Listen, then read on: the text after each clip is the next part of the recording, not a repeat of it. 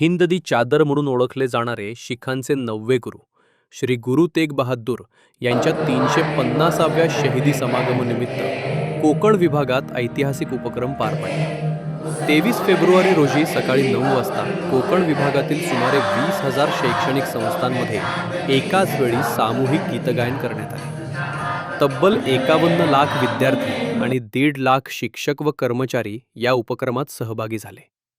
विद्यार्थ्यांमध्ये सामाजिक सलोखा, राष्ट्रीय एकात्मता आणि सामाजिक जबाबदारीची जाणीव दृढ करण्याच्या उद्देशाने हा उपक्रम आयोजित करण्यात आला होता। या विशेष कार्यक्रमाची नोंद बेस्ट ऑफ इंडिया रेकॉर्ड्सकडून घेतली जाणार आहे। तसेच 28 फेब्रुवारी आणि 1 मार्च रोजी नवी मुंबईतील खारघर येथे मुख्य शहीदी समागमाचे आयोजन करण्यात आले आहे।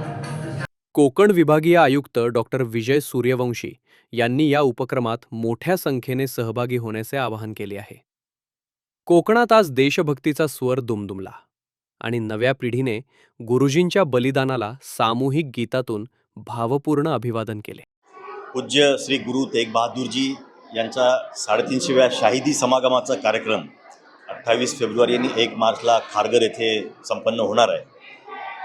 श्री गुरु तेग बहादूरजी यांच्या जीवनकाळावरती श्री सरताज सिंग यांनी जे गीत लिहिलं आहे तर ते गीत एक भक्तिगीत आहे आणि इन्स्पिरेशनल गीत आहे।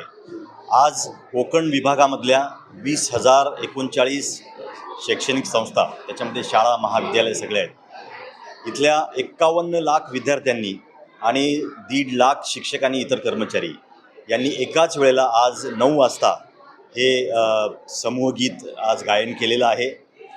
याच्यातून आपल्याला राष्ट्रीय एकात्मता, सामाजिक सलोखा आणि सामाजिक जबाबदारीचा संदेश हा सर्व समाजापर्यंत पोचवायचा आहे। मला आज आनंद आहे की बेस्ट ऑफ इंडिया रेकॉर्डचे जे इथे नायर म्हणून उपस्थित झालेत त्यांनी आज आता घोषित केलं आहे की हे वर्ल्ड रेकॉर्ड झालं आहे की एखाद्या भक्तिगीताला एकाच वेळेला इतक्या 52 लाख लोकांनी त्याचं समूह गायन करावं, हे वर्ल्ड रेकॉर्ड झालं आहे। आज हा संदेश खूप चांगल्या पद्धतीने राष्ट्रीय एकात्मतेचा या गीताच्या माध्यमातून पोहोचलेला आहे। 28 फेब्रुवारीला आणि 1 मार्चला खारघरच्या ओळे मैदानामध्ये सकाळी 8 ते रात्री 11 असा हा कार्यक्रम 2 दिवस असणार आहे। या कार्यक्रमासाठी आपल्याला सर्वांना आम्ही निमंत्रित करत आहोत, आवाहन करत आहोत। याच्यासाठी कोकण विभाग, पुणे विभाग आणि नाशिक विभागातील सर्व जिल्ह्यातून येणाऱ्या श्रद्धाळूंसाठी व्यवस्था केली जात आहे। त्या जिल्ह्यातील जिल्हाधिकारी त्याची व्यवस्था पाहत आहेत। इथे आल्यानंतर सर्व भाविकांची राहण्याची देखील व्यवस्था आपण करत आहोत।